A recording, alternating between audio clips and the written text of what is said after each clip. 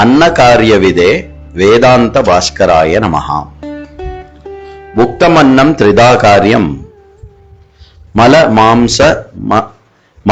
मांस मनांसि च जाठराग्नि सुपक्वं तु कुर्यात् वेदांत भास्करः। अद्य दिनांकः जुलै मासे पंचमदिनः। अद्य दिनस्य विषयः अन्नस्य त्रीणि कार्याणि। சாந்தோக்கிய உபனிஷதில் இடம்பெறுகின்ற இந்த ஸ்ருதி வாக்கியத்தின் இணங்கி அன்னமானது எப்படி மூன்றாக பிரிகிறது என்ற விஷயத்தை எடுத்துரைக்கிறது.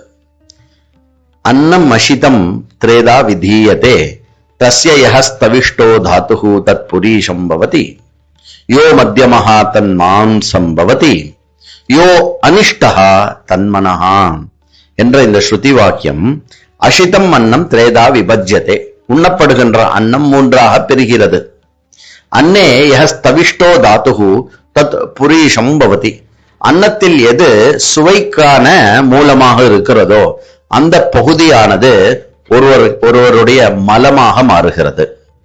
யோ மத்தியமோ தாதுஹு, இடையில் இருக்கக்கூடிய விஷயமாக எது இருக்கிறதோ அது மாம்சம் பவதி, மாமிசமாகிறது.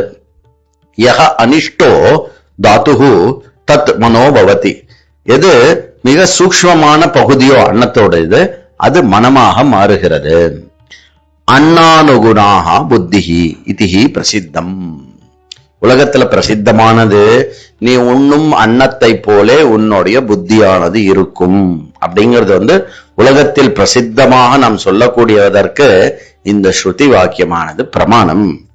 இமமேவ அர்த்தம் அயம் மந்திரஹ உபதிஷதி புக்தஹ ஆஹாரஹ சர்வேபி ஜாடராக்னினா பக்வஹ சன்ன திரேதா பரிணமத்தே.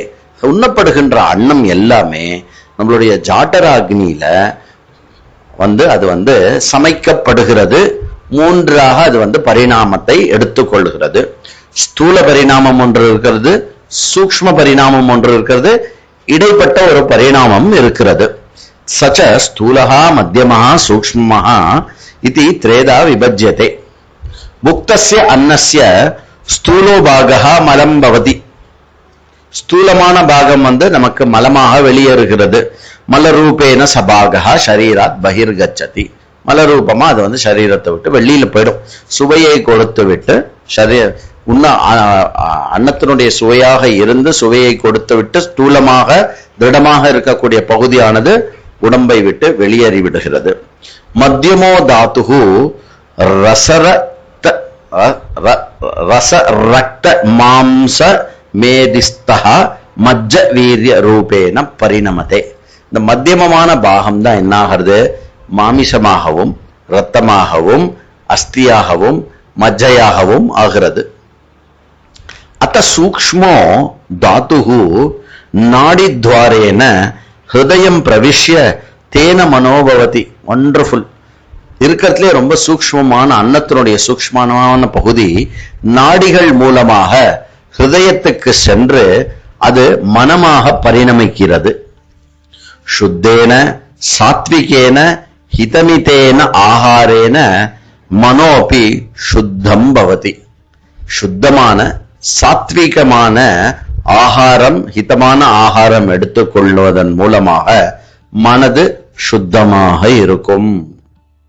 தஸ்மாத் சாதகைஹி யதா சாத்தியம் சாத்விகா ஏவ ஆகாரா ஸ்வீகார்யாக. அதனால சாதகனாக இருக்கக்கூடிய ஒருவன் எப்பொழுதுமே என்னது சாத்விகமான ஆகாரத்தையே உண்ண வேண்டும். ஓம் அன்னகாரியவிதே வேதாந்த பாஸ்கராய நமஹ.